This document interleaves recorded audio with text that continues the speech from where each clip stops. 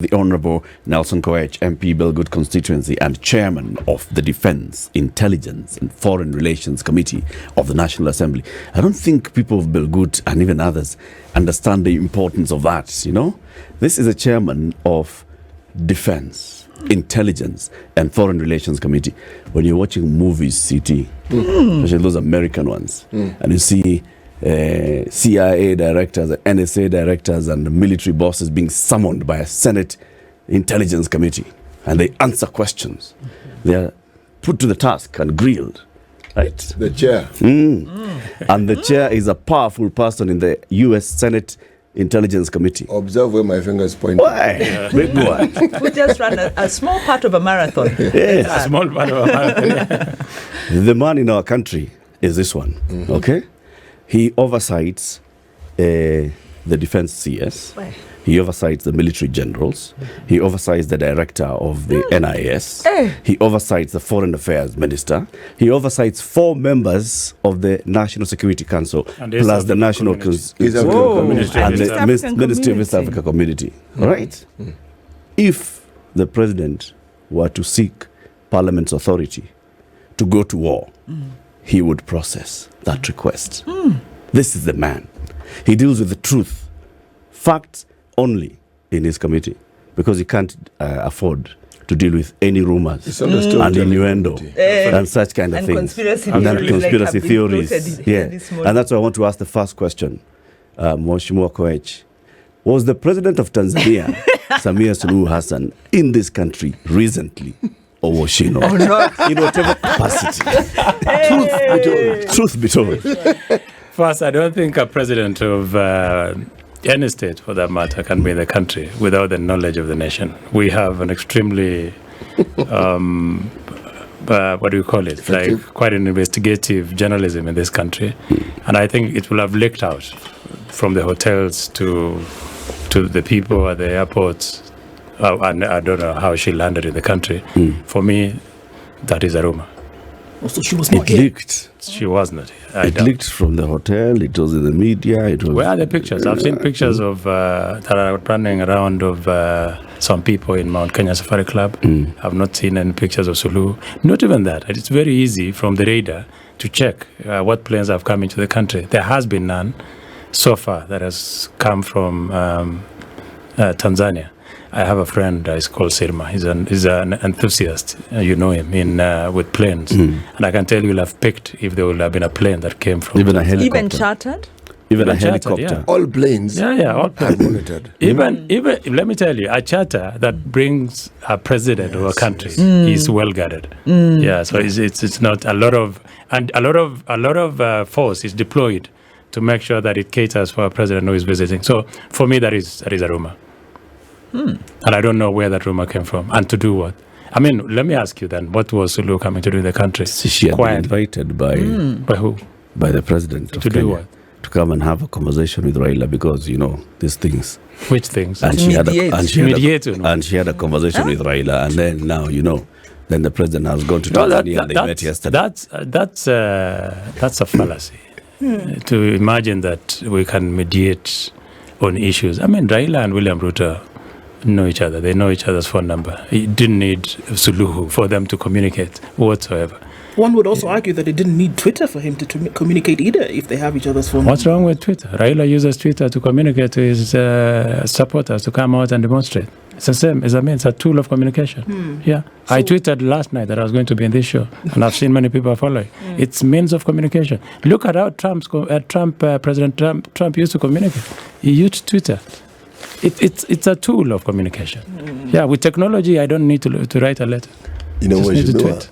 when you say it's a fallacy, you point to a nefarious side of these communication tools and the role of propaganda.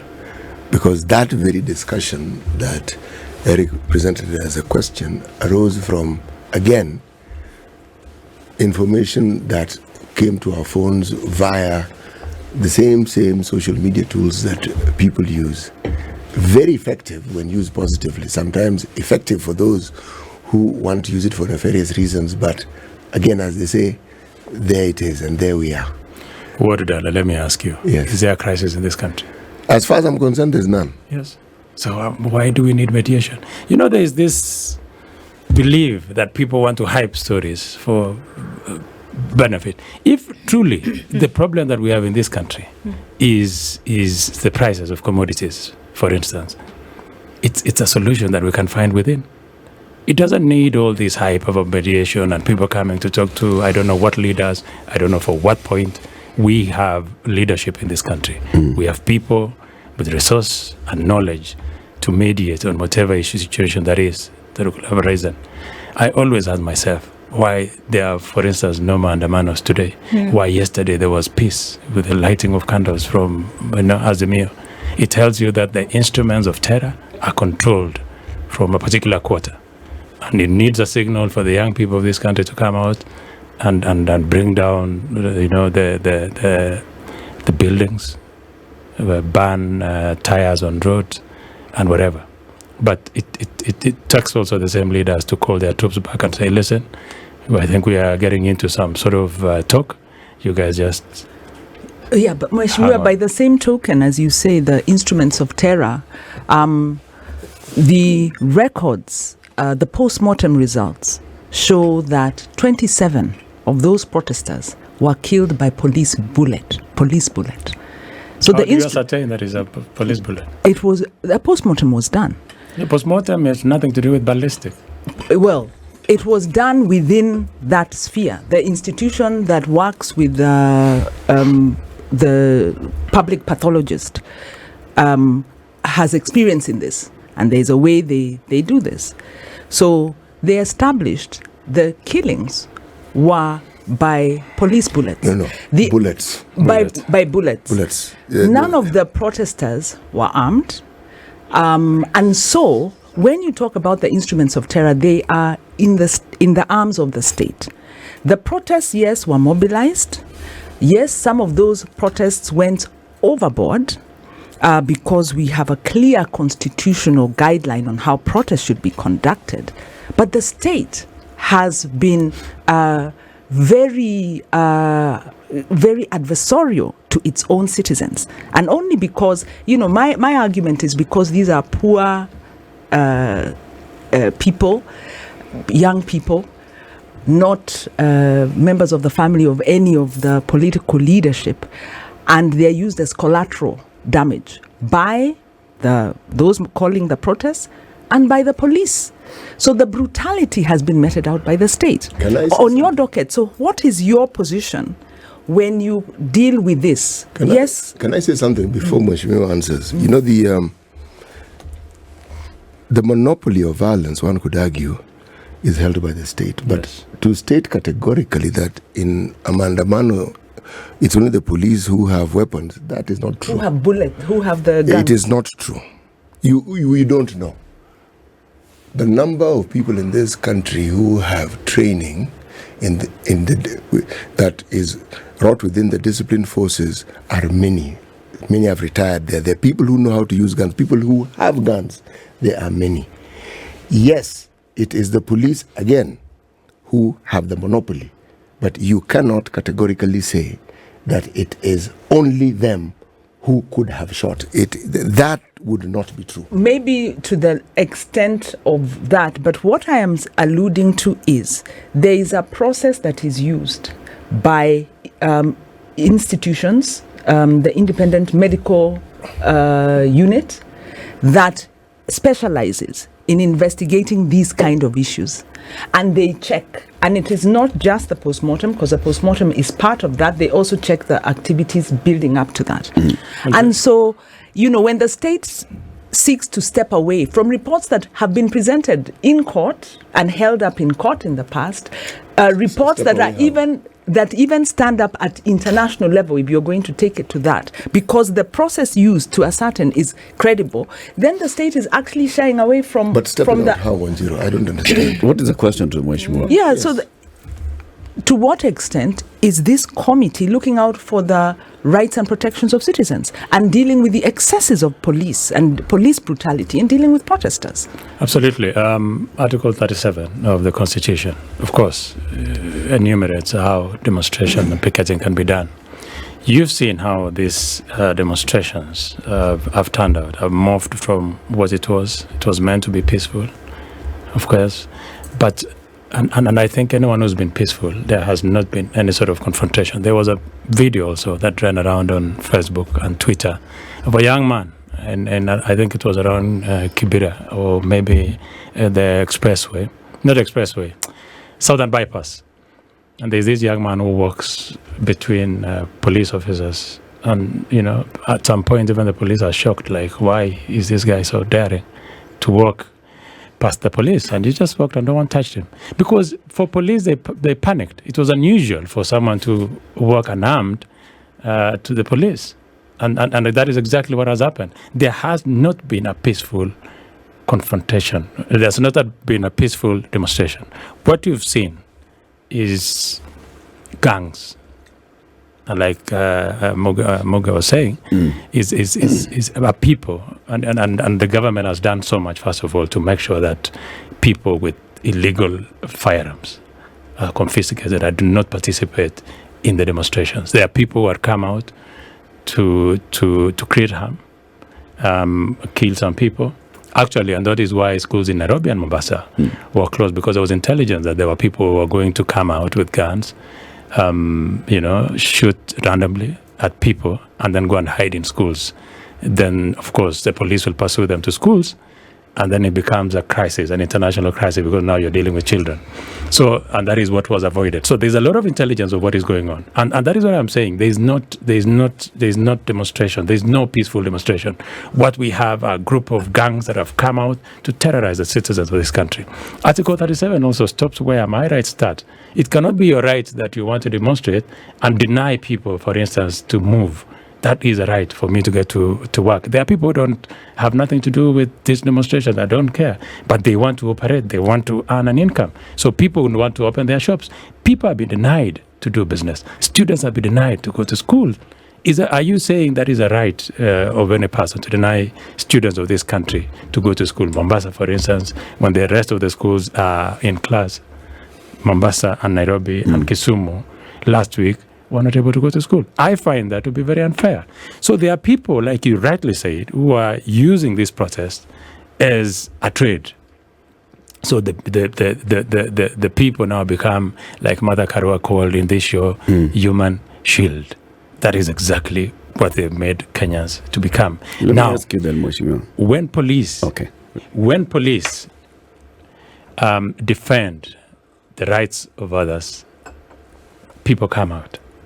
But people don't come out to look at the lives of the police as well. Police have been killed. One police officer. Which is unfortunate. Which is very unfortunate. About 350 are hospitalized. Those are police officers. That tells you that there's a group that is out to hurt our police officers, to cause mayhem, and to injure the population of this country. Which could be where you come in now. All right. I know there's another committee that oversights the police and how the National Police Service is operating.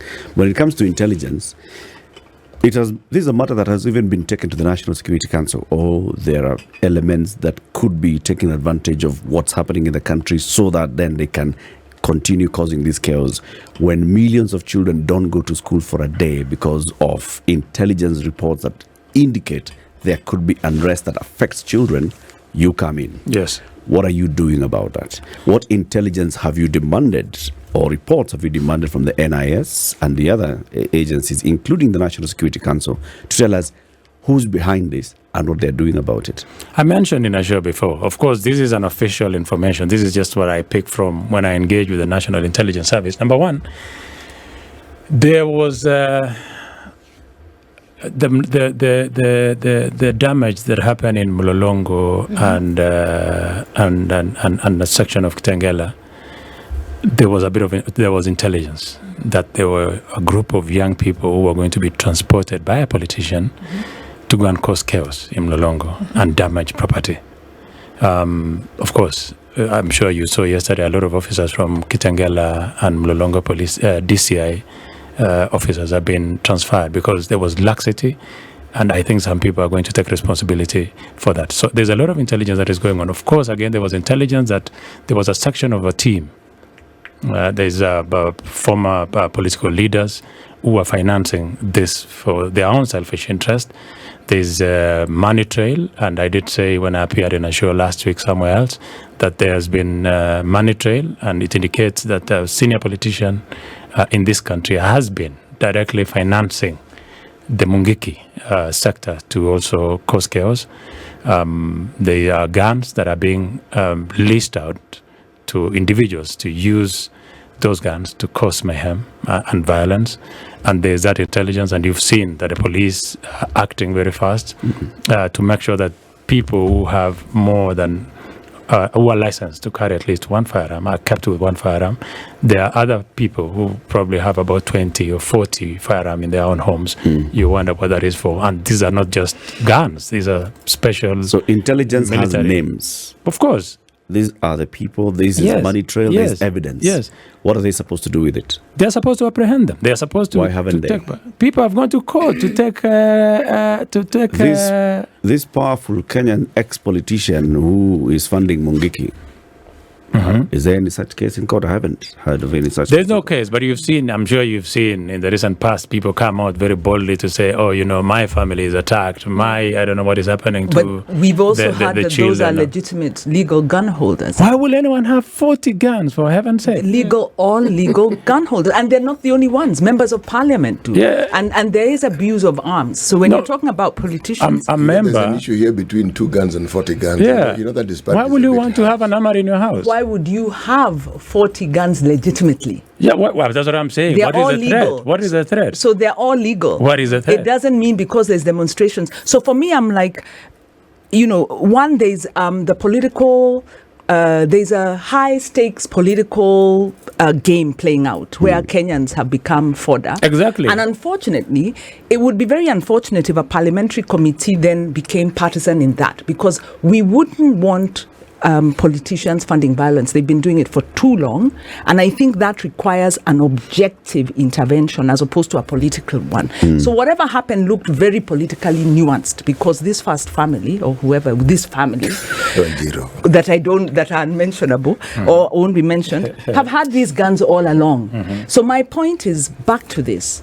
What is the principle that the committee is monitoring? Because the committee is objective. The committee works for the people. It's supposed to These be are the objective. eyes of the people, the interests of the people, not of the executive. And there are assertions that this parliament has been swallowed life. Is it line hook and sinker by the executive? So is this true that you've been swallowed by the executive, or will you protect the lives of those Kenyans who lost their lives due to police excess, due to in execution style? Because let him answer. Let me just complete the question. Please. Back to the IMLU report, a number of those and their witnesses who attest were executions of people, and we've even seen some of those testimonies coming out in the media.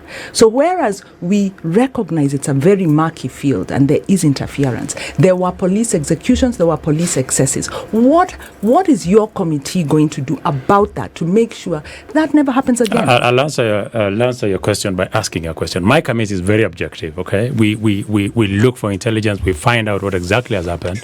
But my committee also has been agonizing to understand, first of all, why do we need to lose lives? Why this demonstration? What is the purpose of the demonstration that is happening? Do you even still know what the initial purpose was? I'm sure even you are lost now. You do not understand if it is food prices, if it is server. That's initially there was a server. This is a political issue that we are handling. This demonstration is political.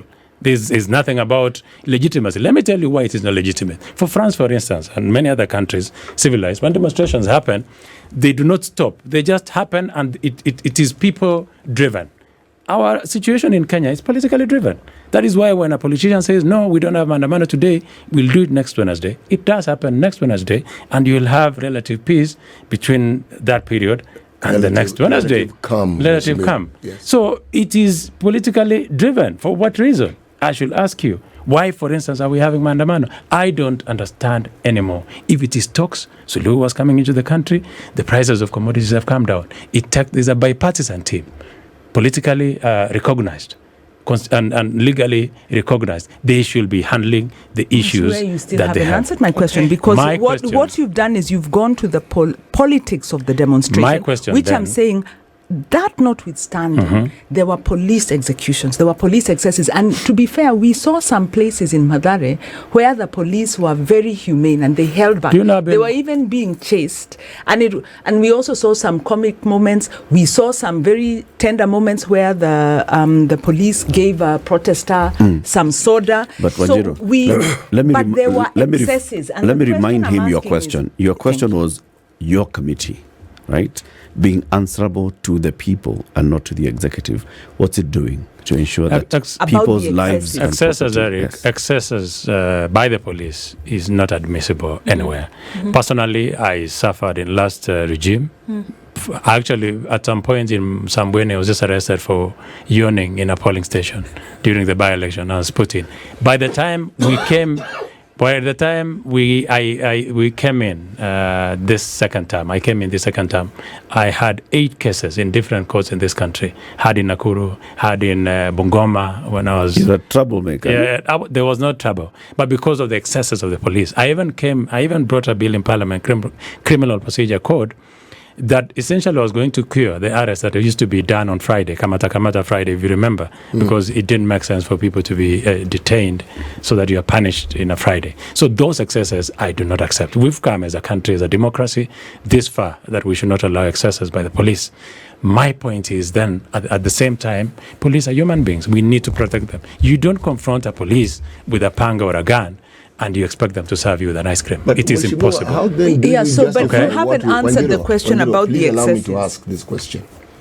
How then do you explain a situation like the one that we've read and heard about in Kisumu, where people are being dragged out of their houses? That is wrong. That is wrong. And that is why, let me tell you, do you know why there was a creation of IPOA? IPOA was created because it was obvious there were going to be excesses by the police. But you're an oversight committee. You've now shifted to IPOA. I'm not shifting. I'm saying is, we were on recess. We just came back here yesterday. We have a full tray of meetings. Some of them we will want to know from intelligence what really has been happening, and we get information as quick as possible. Some of them will be made public. In fact, Honorable Duale made statement to the effect that Honorable Uhuru Kenyatta financed this terror. It is important that we summon Honorable Duale to come and explain to Parliament what Where he that meant came from. by that. So slowly you will see things. I mean, and Duale, the Minister of Defense, is directly answerable to my committee. So my committee will be seeking answers from him on what he could be knowing, because I'm sure that information he got from the Director of Military Intelligence, which is with the Kenya Defense Forces. Chair, I'll ask again, and I'll ask you as chair, because what I'm hearing is a lot of the high stakes politics around the demonstrations, which is for the ordinary Kenyan, the ordinary mother there is asking, is the life of an Azimio supporter protester valuable to this committee? Valuable. And what are you going to do? Do you know I lost No, my question is, what are you going to do about the excesses to ensure it doesn't happen again to any protester, whether they are Azimio, KK, whichever party? Because all I'm hearing Sawa. is Question the political... enough. Today in my constituency, I am burying someone who was killed by the police over the same excesses So? last week. Good. So it's not, don't talk about Azimio. Excesses are excesses Exactly. anywhere. All I'm saying is that it is also important for the civilians to understand that you cannot confront a police officer with weapons and expect them to serve you ice cream. But- it is impossible. Yes, I do Ndu. not. Okay. Wanjiru, that's it. Ndu? not answered. You came running here. Okay, I know there's a lot of things going on in the country at the same time, and Yeah. development still continues Yeah, as well. yeah. Mheshimiwa, you came running here, and there's certain things that are happening in your constituency, in the next few days. Education, we talk about it being a crisis in this country as well as all the other things that you have to deal with, but you're running for a cause. Tell us a little bit about that. Phew, thank you for saving me. That was Wanjiru. You've run away from I'm the not answer, running away. but it's Let okay. me- Because Next of time, time. I'll come back to you. I have in 2016, my predecessor had an idea that because of many students that drop out of school, we will have a school purposely going to cater for orphans and bright and needy students. So majorly they conceptualized it to have orphans at that time and needy students. So that was an idea that Honorable Keter is now deceased, came up with. And when I won in 2017, I took over. Now, there are two schools. My predecessors had fashioned it as Tare, I think, of course, from a copy from what this Tare was doing. And we have a Tare boys and Tare girls. So when I came in, I decided to make it a little bit better. So there were no classrooms. It was just some 1 acre from either side of the boys and the girls. Expanded the land and started admitting. At that point, I think they were admitting 10 students in 2016. When I came in, I escalated the number to 20. So what we do is that we look in villages.